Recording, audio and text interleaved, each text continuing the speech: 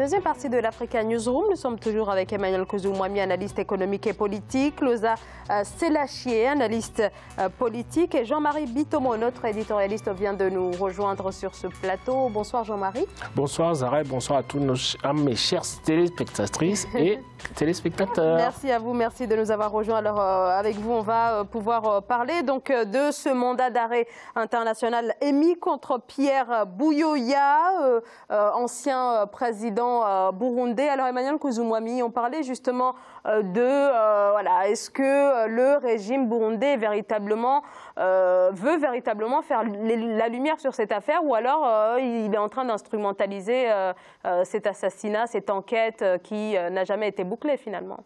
Moi je pense que Pierre Buyoya, décidément c'est le même prénom, peut se sentir plus ou moins tranquille. Pourquoi? Parce que la mort de M. Melchior Ndadaye a eu lieu le 21 octobre 1993. Il s'est écoulé 3 ans, jusqu'en 1996, pour que Pierre Buyoya revienne au pouvoir.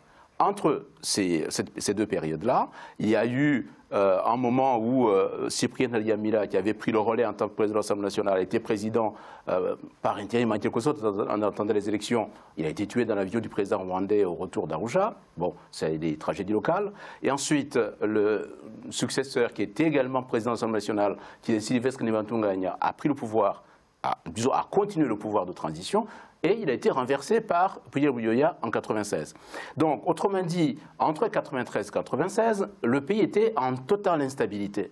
Si Pierre Buyoya avait été à la tête, en tout cas de ceux qui avaient commandité l'assassinat de son prédécesseur, qui était en même temps son successeur, Melchior Ndadaye, il n'aurait pas pris le pouvoir, il aurait pris le pouvoir tout de suite. Ça n'a pas été le cas. Moi, je pense que cet homme, pour moi, en tout cas, vu de loin, cet homme doit être innocent dans l'affaire. Pourquoi? 2 raisons, et puis je m'arrête. La première raison, c'est qu'en 1993... Alors, vous parlez toujours de Pierre Buyoya. Pierre Buyoya, je vous dis bien. En 1993, il avait remis le pouvoir à Melchior Ndadaye, alors que, finalement, effectivement, il aurait pu dire « bon, je suis président, j'y reste ».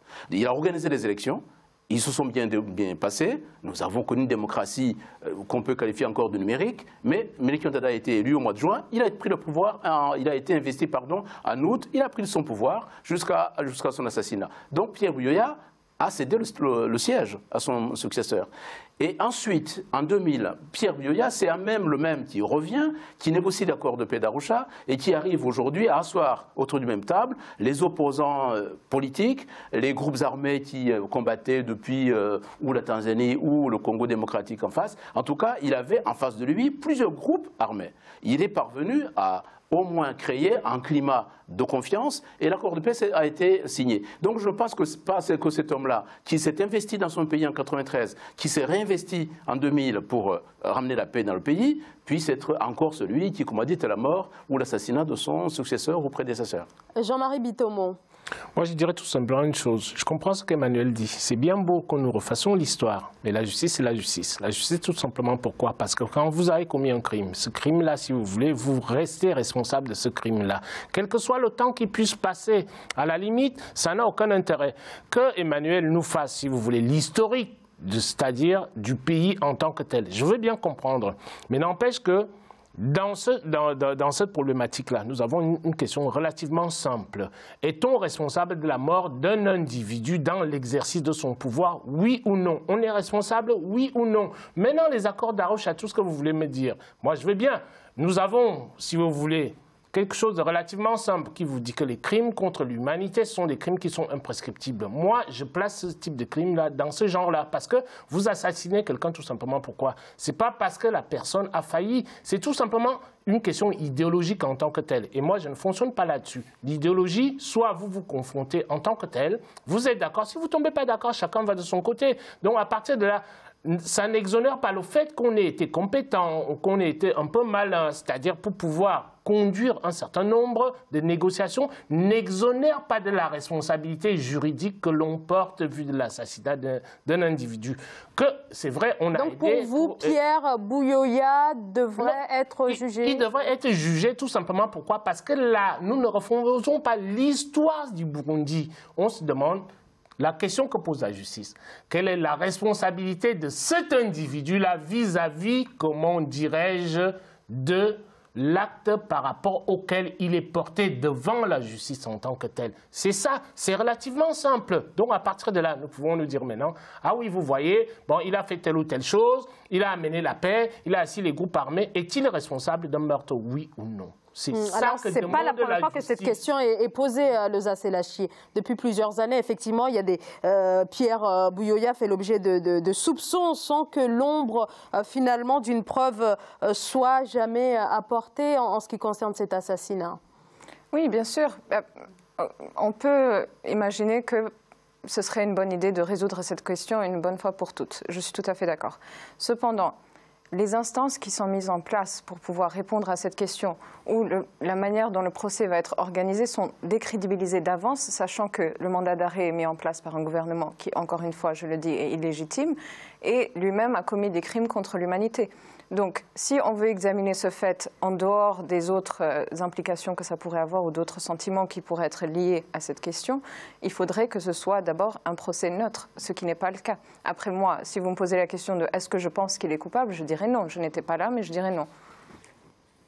Oui, ici, on ne peut pas faire le procès, en tout cas la place de la justice burundaise, sur la personne même de Pierre Buyoya.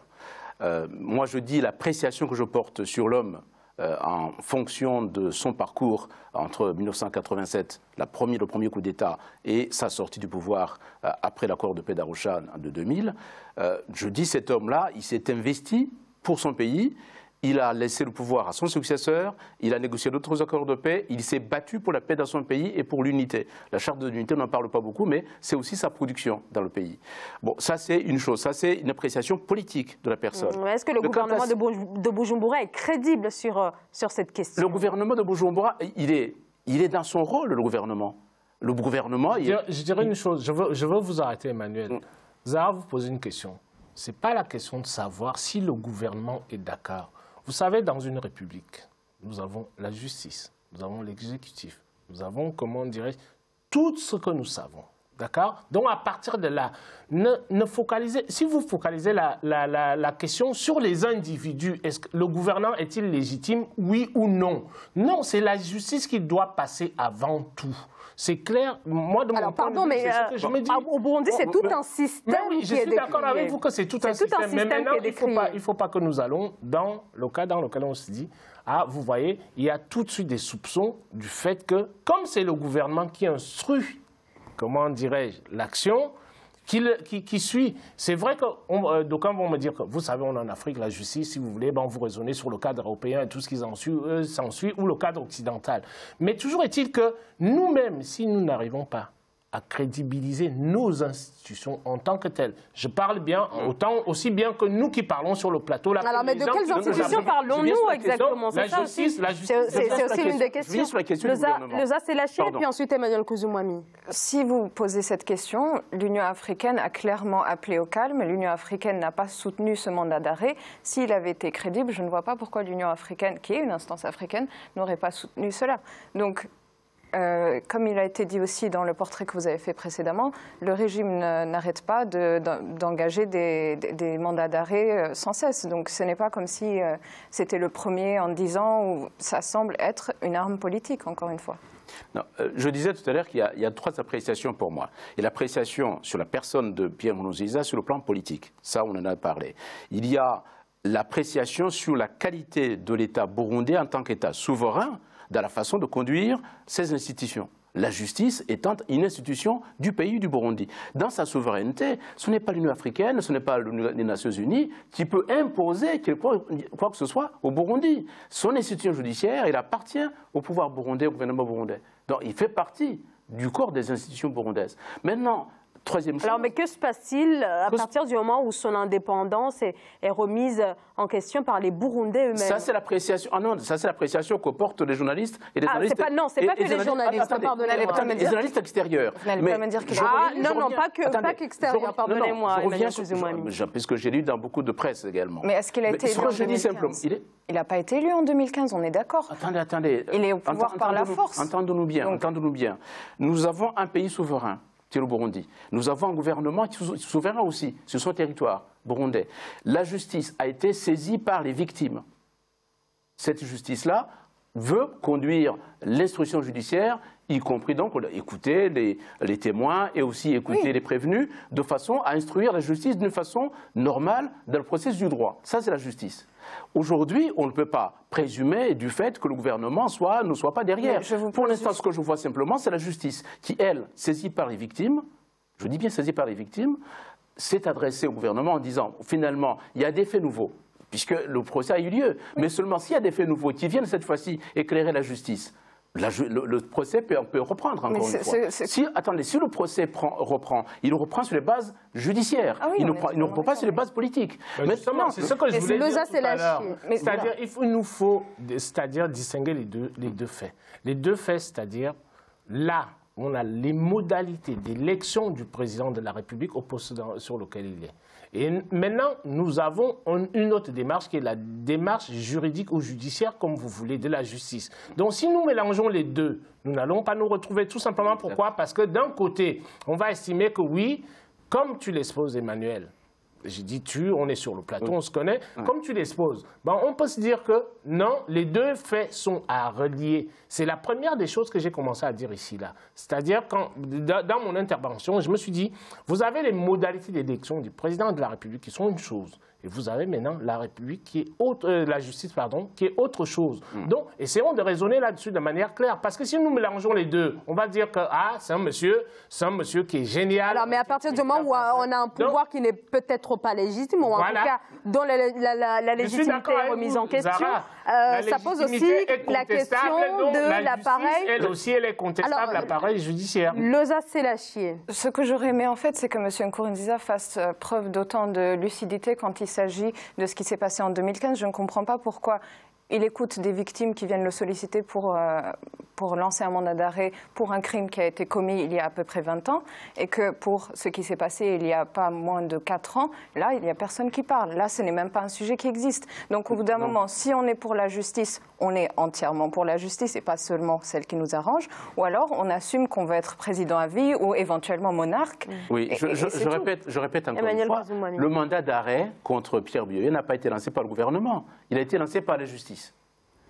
Il a été lancé par la justice. Mais le procureur est nommé par qui? Je ne comprends pas pourquoi on veut absolument, parce que c'est en Afrique, lier forcément... Non, ce n'est pas parce qu'on est en Afrique, c'est au Burundi. Mais attendez, mais dans un contexte particulier, M. Sarkozy mis en examen, il accuse toujours le gouvernement ou une machination politique. Donc ce n'est pas question d'être en Afrique ou pas en Afrique. Oui, mais ce qui nous intéresse ici, c'est la procédure elle-même. Mais la procédure...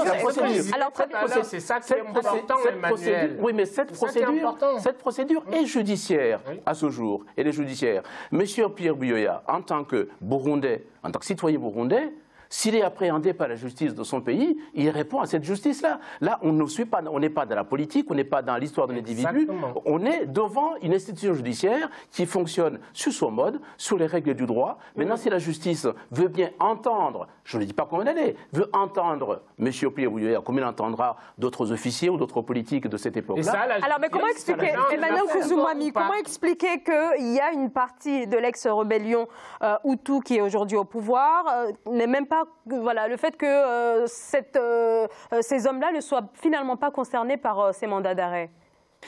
En tout cas, ils ne sont absolument pas inquiétés. Donc là, il y a de quoi interroger sur la sincérité. Il y a plus de 20 personnes aujourd'hui qui sont concernées par les mandats d'arrêt qui ont été lancés par la justice burundaise. Donc des proches de l'ancien président Buyoya. Non, parce que, attention, l'affaire s'est déroulée... Ils étaient au pouvoir. L'affaire s'est déroulée... Bon, écoutez, l'histoire s'est déroulée le 21 octobre 1993. Il y avait un contexte politique, il y a un contexte de conflit qui a été d'ailleurs qui a été consécutif à cet assassinat-là. Il y a l'assassinat de la personne, M. Meleki Ondadaye lui-même. En 1993, on ne va pas chercher en 2018 les personnes qui arrivent au pouvoir, qui n'ont aucun lien avec ce qui s'est passé en 1993. Donc la justice, c'est son rôle de regarder dans le contexte du moment, à cette époque-là, alors donc pour vous, c'est normal ceux qui ont pu être impliqués dans l'assassinat du président. Aucun membre de l'ex-rébellion Hutu ne soit inquiété. Alors qu'on sait que les proches de l'ancien président sont là, en tout cas, concernés par des mandats d'arrêt. Si la justice, c'est une justice pénale. Si maintenant on s'aperçoit que parmi les membres de la rébellion actuelle, qu'ils soient au pouvoir ou qu'ils soient en dehors du pouvoir, ont eu à faire dans cet assassinat-là, il n'y a pas de raison qu'ils ne soient pas appréhendés comme d'autres. Nous sommes dans une affaire purement judiciaire et je ne pense pas qu'il faille à chaque fois imaginer que puisque le président Nkurunziza a des difficultés dans son pays, forcément, il commandite la justice. Non, pas du tout. La justice fonctionne sur son rythme. Et il s'est trouvé que les justices, enfin, quand on a, par exemple, interpellé les anciens criminels nazis qui s'étaient enfuis en Argentine ou au Brésil, les faits avaient plus de 20 ou 50 ans d'âge.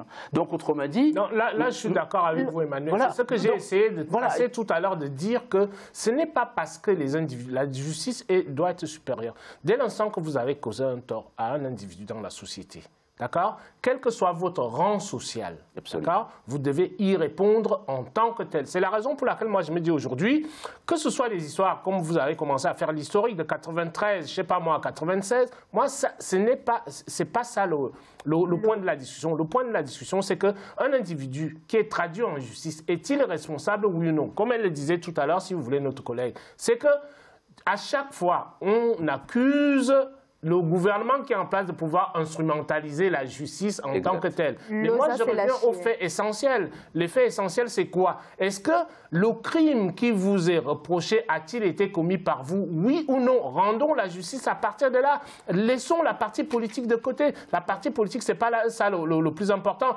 Je prends un exemple. Aujourd'hui, là, Emmanuel, si vous avez, comment dirais-je, un de vos parents, votre père, votre mère qui a été assassiné par un monsieur, vous allez me dire que oui, parce qu'il s'est passé, je ne sais pas, vous savez, le monsieur qui est accusé là, il a tellement mis en place, si vous voulez, la politique du pays, et vous allez l'accepter. Vous serez le premier à monter sur les toits, à se dire que non, la justice n'a jamais été rendue. Non. Leusa, c'est lâché, puis ensuite Emmanuel Kouzoumoumi. Je suis d'accord que, encore une fois, ce crime doit être résolu, que les personnes qui sont impliquées, très bien qu'on les poursuive. Mais... pardon de mêler tout ce qui est politique à la justice, mais je pense qu'on doit quand même avoir une vue d'ensemble. Premièrement, c'est un gouvernement qui est inquiété du fait qu'économiquement, ils sont dans une situation assez difficile avec des pluies torrentielles qu'il y a eu en avril 2018. La population n'en peut plus, que ce soit économiquement ou politiquement. D'autre part, il y a certains amendements qui ont été faits qui vont prolonger son pouvoir, donc il est là pour rester.